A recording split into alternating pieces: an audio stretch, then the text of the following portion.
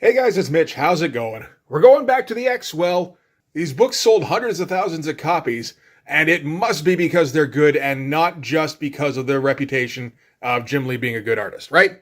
So we're taking a look today at X-Men number 6 from 1992. And just before we get into it, if you enjoy the channel, if you feel like you might want to help out a little bit, go subscribe to my Patreon. Links are in the description, gives you early access to everything I do. Helps out the channel, helps to buy new comics. All right, so trying to recall off the top of my head what's been going on in X-Men, and I don't think I can do it. Wolverine has been captured by a bunch of different people that really don't have any kind of mutual interests. There's the Fenris twins, there's Shinobi, who's Sebastian Shaw's kid, I think. There's one of the scientists from the Weapon X program, and there's Omega Red. Those are a bunch of X-villains, I suppose. So they've captured Wolverine because they think he knows the whereabouts of the carbonadium synthesizer. I'm not entirely sure what it's supposed to do exactly.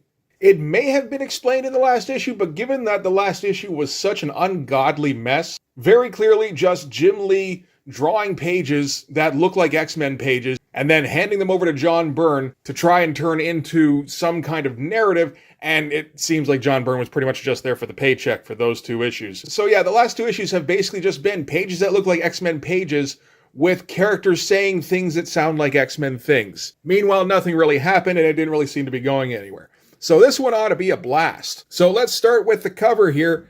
We've got Sabertooth and Psylocke and Wolverine. It's not one of Jim Lee's better covers, but it is kind of memorable at least. And like, this is the first appearance of Sabertooth's new costume, which I'm not a fan of at all. I don't think I'm a fan of pretty much any of the X-Men costumes that Jim Lee designed. I've said it before, give me Sabertooth in his big orange leotard with the big fur ruff around his neck, his 70s wrestler garb. I still feel like that's a much better look for him. And Psylocke, Psylocke's in this. She doesn't do a whole lot, but it gives Jim Lee an excuse to put a hot chick on the cover. That kind of looks like Elektra, but yet not one of the more thought out covers, I don't think. And I mean, particularly compared to like the last issue, which is one of Jim Lee's best covers ever. So once again, that's this one here, which is just great, super dynamic. And then you go from that to this, which is pretty placid, but I guess it does imply some kind of threat to Wolverine, which means you got to buy it, right? All right, so let's get into this. We can do it, I promise.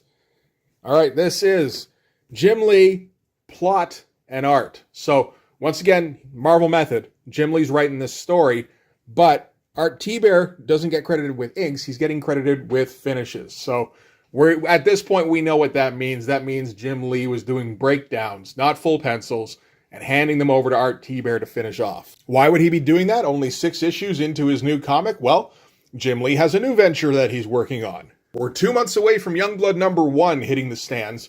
So I think it stands to reason that Jim Lee is starting to distance himself from Marvel and is starting to work on the comic that is going to make him a shit ton more money with Wildcats number 1. And we don't even have John Byrne doing the script anymore. We're stuck with Scott Lobdell. Scott Lobdell to me is like the equivalent of Marvel's version of Eric Stevenson, where he can approximate words that sound like they should be in a comic book, but it doesn't actually mean anything and it doesn't really go anywhere. The best he can manage is the odd quip here and there. Joe Rose is on colors. Tom Orzechowski's still doing the lettering. Good for you, Tom. I hope that was a payday for him. These books sold enough. He should be getting some good money off of that. But I don't think that's how Marvel worked at this time. And Bob Harris, as the editor, of course, watching it all run through his fingers and not being able to do anything about it. That's what you get, Bob. Okay, so we're going to start off with a few X-Men breaking into an installation. I feel like I've heard that one recently. And doing it in a really simple, lazy kind of way, where Jubilee distracts a couple of hand ninjas, and they go running after them and get easily dispatched by Beast and Cyclops. So immediately proving that as far as ninjas go, these guys are not a threat. We don't have to worry about them. The page itself looks reasonably good, but unimaginative, which is kind of a Jim Lee special for me. Probably the best shot on the page here is the one of Cyclops here, and we get him framing the guy he's shooting through his legs, which, that's a decent looking shot and get some nice shadows going on there. Like going very light on the tech hallways here, where they're just like just enough template work to kind of fill it up a little bit. No thought being put in there. So they turn a corner and, oh, look, it's Omega Red, who punches out the beast. Like, seriously, like we're 2 pages in and this is already beyond dumb. Sorry, I didn't want to start this video off with this kind of energy, but I just finished reading this again and now I'm upset. Omega Red uses his tentacles to capture Cyclops and then releases his his lethal pheromones into the air. And Jubilee, as she's passing out, says most people can do that. They're just too polite to talk about it. Which is kind of funny. You know, it's like one of those Scott Lobdell quips. And yeah, Omega Red just knocks her out and reports to Matsuo Shinobi that he's captured some more X-Men. So that's okay. I guess all this needed to be established. As far as the arc goes, nothing particularly special. Like a splash here is, again, it's just kind of lazy. These are some standard Jim Lee shots. You know, I mean, like, there's no attempts at even really putting in shadows on anything. I do kind of like this bit here with Cyclops where you get, like, the strobing effect with his visor. That's something. But, like, nothing else here really to write home about. Like, you think where Jim Lee was just a year before on, I guess around a year before, on X-Men 275, and how good that looked. Now, part of it is the inking. You know, we got R.T. Bear instead of Scott Williams. R.T. Bear isn't bad by any means, but, you know, obviously he doesn't have the same kind of chemistry with Jim Lee that Scott Williams has. And, you know, there's also the fact that Will Sportasio was helping with the page layouts on that instead of, you know, Jim Lee doing the layouts and R.T. Bear doing the finishes, right? Makes for much better comics. Makes for less money because you got to split the bill between Wills and Jim and Scott, but way, way, way better comics. Okay, so that's the setup established. So now we got to go to Wolverine. Wolverine's been rescued, kind of, by the guy here. Maverick is his name. He's a guy who got introduced in the last issue. And he has some kind of ties to Wolverine's past. Because vaguely revealing things about Wolverine's past in 1992 is how you make money. Everybody was in on that shit. So Maverick is resuscitating Wolverine here, who's like pretty much close to death. Shoots him up with some neuroepinephrine, which is, yeah, going to jumpstart his system. Fine looking shots, like good close-ups of Maverick and Wolverine here and here. You know, nothing looks particularly spectacular. Nothing looks particularly bad. It's kind of what we're going to get for most of this issue, really. So we're going to flash back to the past when Maverick, who's wearing a helmet on top of his face mask, and that is weird, and Logan and Sabertooth were all on the same team, on some kind of CIA team. And they were trying to get a mole out from probably this installation, maybe a different one. And they also got the carbonadium synthesizer, whatever that is.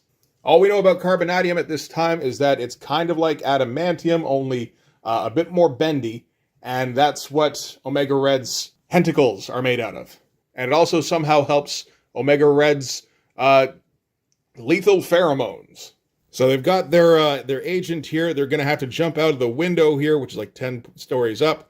Somebody's got the C synthesizer. Sabertooth is just kind of bitching throughout the entire mission. And it looks like Omega Red catches up. And Sabertooth decides to shoot the woman in the back because she's a liability, which turns Maverick and Logan against him.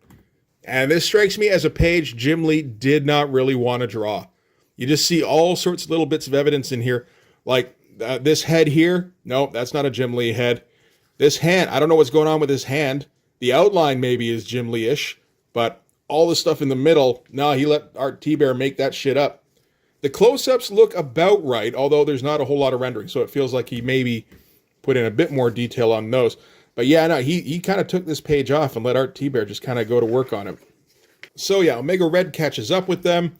They're just, you know, they've got the body now and the C synthesizer, so they go jumping out the window at 10 stories down, and they all somehow survive. And that's just kind of the end of the flashback. And yeah, not even trying particularly hard to come up with something dynamic. This is all kind of boring looking stuff. There's no like anchor images on these pages. There's no attempts at rendering. Like this one is probably way more Jim than the others, but yeah, he's just going through the motions on this. So from there, we're going to cut to Longshot and Dazzler and Lila Cheney, who have teleported to Mojo World. And that's it. That's this whole page here. And I was wondering, like, wait a minute, were they even in the last issue? They were, for a page where Dazzler and Lila are hanging out, and Dazzler's all sad because she has some kind of amnesia going on. And then Longshot comes in out of nowhere, being chased by Spiral. Lila teleports them out, and that's kind of it. And yeah, apparently that's going to be some kind of storyline. One thing I did notice was that looking through that issue, man, that issue looks a whole lot better than this one. I mean, it's Scott Williams inking instead of Art T-Bear. But like it's just, in terms of the art, it's so much more focused, and like actually, like there's actual try going on a fair bit of these pages. Again, at least in comparison. There is some stuff here and there that is very clearly Art T-Bear. But like, look at that shit, right? Somebody pointed out that this was a very Wills looking page layout, which I can kind of see now, particularly with like Xavier. And then you get stuff like this that doesn't look any good at all. But anyway, so yeah, we get like, I guess this is kind of the anchor image for this page, this big shot of Longshot with Mojo. Like, it looks a bit like a not trying very hard kind of cover. At least he's doing a bit more with the tech in the backgrounds here. That's something. I guess if you're going to draw Mojo, you got to draw all the little cords and stuff coming out of his head. So you're doing some tech on the page already. You might as well just like keep it going. So Mojo yells at his guards to attack the X-Men. Lila tries to teleport them out. It doesn't work. So she goes for the gratuitous crotch shot instead. I mean, it's a fun-looking panel, at least, which we've had very little of so far in this issue, so that's something. But yeah, man, that is gratuitous. Just looking right up her taint. And yeah, so they're going to have to try and fight off the guards. Dazzler still doesn't even remember what is going on. I don't know if she even remembers that she has powers, but she does. She is able to use them at least. They make an escape when Longshot throws one of the guards in the way of one of Mojo's blasts. One of Mojo's underlings says, "Come with me if you want to live." So there's a reference anyway. And they go sliding down a Bespin slide right out the side of Mojo's tower here, I guess. This is like the second time in just a couple of pages we've had a bunch of people falling from a great height. Only these ones land in a hovercar. There's a bit more going on these pages, at least. It's still not particularly well rendered, and it's not imaginative at all as far as a fight goes. It's very basic. But, I mean, it is a Jim Lee fight there. That's better than most people can do. Like this panel here, this is pretty fun. With Dazzler getting lifted off her feet by one of the guards. And then everything else, yeah, kind of boring and tiny. As Jim Lee tries to shove all sorts of actions into little bitty kind of panels. With some kind of rough transitions where, he points down to the slide and then immediately they all go down the slide and go flying out the tower. It's not very smooth. And then immediately they're at some kind of rebel encampment where Longshot is hailed as like a prodigal son returned. And Lila tells him, hey, you should go and kiss your girl. So he goes and finds his girl and he kisses his girl. And again, it's just a nothing page where there's no interesting drawings and not a whole lot happens. And I'm sure there are people who don't want to hear that about a Jim Lee page. Honestly, I'm getting sick of saying it. I've said it before and I'll say it again. Jim Lee was my guy back in the day. I liked Silvestri, but I didn't ever try to draw like Silvestri or Larson or McFarlane, Liefeld, definitely not Liefeld. I did try to draw a little bit like Wills and then decided that was impossible. And then I think something in my brain latched on to the fact that Jim Lee's work is formulaic. And it's like, I can do that. And I mean, I was very wrong. But I did try and copy that shit. And this is just low effort stuff. And like, if you want to argue about it, that's fine. But like, this is just 5 issues previous. This is X-Men #1.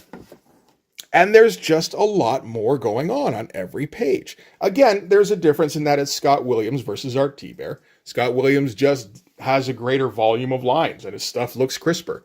It looks crisper than almost everybody, really. But there's just so much more care put into this earlier stuff. That's a Wills pose. Whatever, we're not reviewing X-Men #1. But, just comparing every once in a while feels necessary because I find myself thinking, like, am I being overly hard on Jim? Am I looking for things to bitch about? And it's like, no, those things are just there. Okay, so back to the installation where the X-Men were sneaking in to rescue Wolverine. So this is Team B, I suppose. This is Psylocke and Rogue and Gambit. And these are a bit more fun. I mean, it is still just fighting, and as far as the fight goes, it is still unimaginative because all anybody ever does is the most obvious thing that their powers do. But we get a couple of fun shots in here, like this big one of the X-Men taking on the Hand. That's all right, although, of course, we've already established in this that the Hand aren't any kind of threat, and these pages aren't going to change our opinion on that whatsoever. Fenris shows up, and they've got their hand-holdy power, which causes explosions. That does sound familiar from last I think I saw it was probably Uncanny number 200 with the trial of Magneto. So that knocks out Gambit, but Rogue is still kicking at least. And so, yeah, they're going to try and defend Gambit's prone body, but Shinobi here has somehow taken control of Psylocke's mind, and she gives Rogue the psi knife to the back of the head. So that's Team B also incapacitated. And yeah, like I said, this is better than like pretty much anything else in the issue, really. We get more figures. You know, we get Rogue all twisted up in her action poses with her completely unnecessary leather jacket. We get a pretty good explosion here. You know, there's a few things to enjoy on these pages. And then we're back to this stuff. As Logan is running through his memories, and he's also got some kind of psychic link with Psylocke, so he is aware that she just turned on Rogue, and he's all twisted up about it. And it looks like Maverick's kind of taking advantage of that a little bit. And I don't know, maybe he gets a little too handsy because it wakes Logan up. And after Maverick says his name, he's like, "You know me, I don't know you from Adam," which causes Maverick to go into a reverie as he remembers the last time that he saw Logan, I suppose, back when they were in that CIA unit, which would have been at their debriefing after they killed off the hostage and fell out of a 10-story window. Maybe with the C synthesizer, maybe not. No one seems too sure. And Sabertooth's all justifying himself. They keep calling him Creed. This is the first time we ever found out Sabertooth's name, actually. Logan naturally attacks him because he was the one who killed the woman, and now he's trying to, like, cover his ass. And, you know, brawl ensues, Logan walks away, and that's it for that particular flashback. All this stuff looks fine. Like, it's all decent looking. It's all pretty easy stuff as well. Like, every head on here is from straight on. We're not even going to try for any kind of angles. And that's just the easiest stuff to draw. Interesting looking inking, like big, thick hatch marks going on. I suppose with a brush. Kind of approximating some Scott Williams lines, but on a much larger scale. It's interesting to see. And more of these screen doors. There's a bunch of screen doors going on here. We got them on the cover as well. It's not just on Rob and Todd. Jim Lee's a fan as well. He can at least make it look a little bit more interesting than Rob can. Still not much in the way of particularly interesting looking drawings, but like I said, it's all solid at least. So Logan has the drop on Maverick, but an alarm goes off, which distracts him for a second, and he's still very much not 100%, so Maverick takes his opportunity to knock Logan down. More of those gigantic hatch marks. Interesting to see. And Logan looks at a screen behind him and says, "Creed," which he wouldn't, and he's referring to Sabertooth. Sabertooth's on the screen, but he wouldn't normally associate him with that name unless he's starting to remember things, right? So yeah, Maverick checks out the screen, and there's Creed in his big bunchy 1992 suit with a pink button-up shirt with like some kind of pattern on it. I feel sometimes like Jim Lee's trying to keep up with like Silvestri on the fashionista side of things, which you're never really going to do. I mean, apart from Mark just being a better artist than I think pretty much everybody at Marvel at this time, he also seems to have some kind of like real feeling about the fashionable part of superheroes. Whereas I think with Jim Lee, it's a bit more hobby-esque. He's definitely got a bit of a flair for it, but I mean, judging from his costume designs, he could still stand to, he's not quite on that same level. And Sabertooth's here with Birdie, who I vaguely remember from the Sabertooth mini-series. I don't remember what she does. I just remember her being in like this abusive relationship with Sabertooth. So in this, she's a bit more of like his sidekick, and she jams the signal because she recognizes that they're being watched. And this would have been weird at the time, seeing Sabertooth in anything other than his orange jumpsuit. So yeah, that's something. And now we're going to cut to a room somewhere in the installation where the X-Men have been all strung up. And Sabertooth is here for some reason. I think they mentioned it at the beginning somewhere.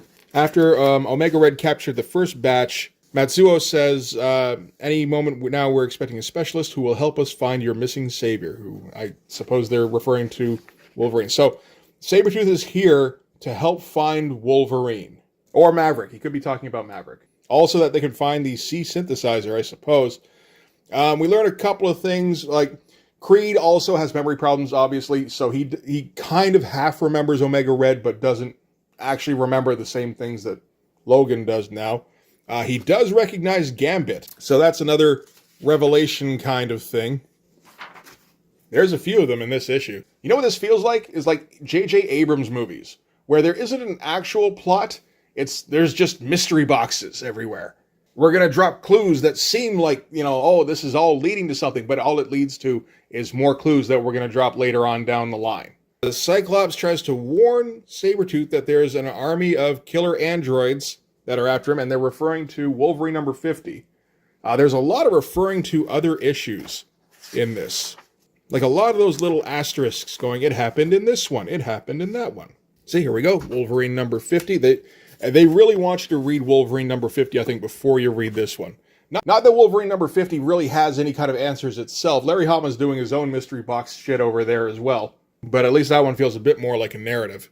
So Sabertooth isn't too worried about the killer android thing, so you gotta wonder why it was even brought up. Him and Psylocke are gonna go down into the tunnels to find Wolverine, because he has that psychic link with Psylocke, which kind of half makes you wonder why Sabertooth needed to get in on this in the first place, but I guess he's like hired muscle. He's going to help subdue Wolverine once Psylocke leads him to him.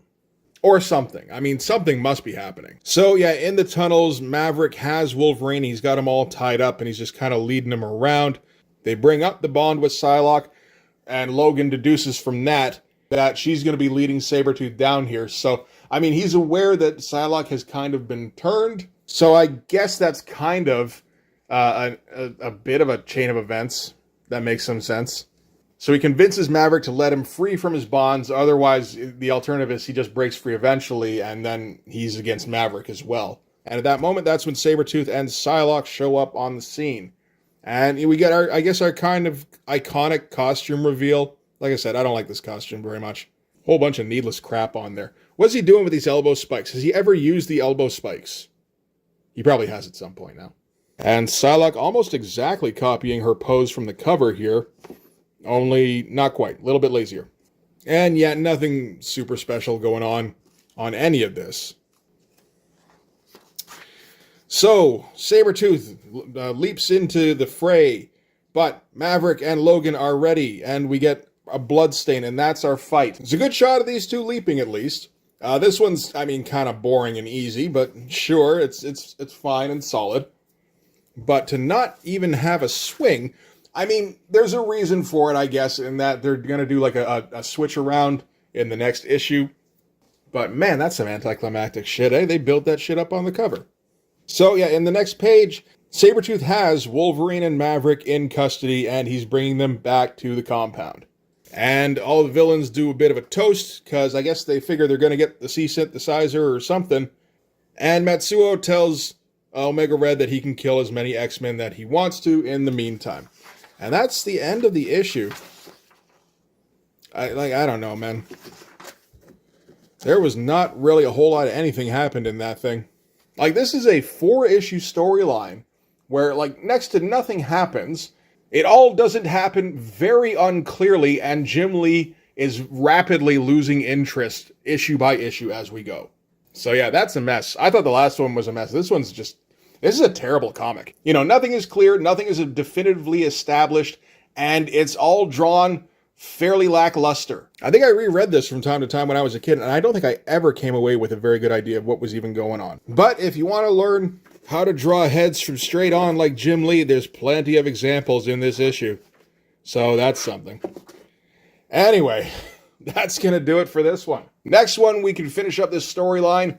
So after that, we can finally move on. I'm trying to remember what even happens now. I don't know if anything gets resolved. I'm actually almost invested to see if they can turn this into like a plot of some kind.